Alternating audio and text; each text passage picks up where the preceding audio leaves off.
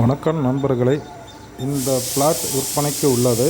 இந்த இடம் சேலம் அம்மாப்பேட்டை கணேஷ் காலேஜ் காம்பவுண்டுக்கு மிக அருகில் மேற்கு பார்த்து 25க்கு 50 ரோடு 20 அடி ரோடு, மேற்கு பார்த்து திசை.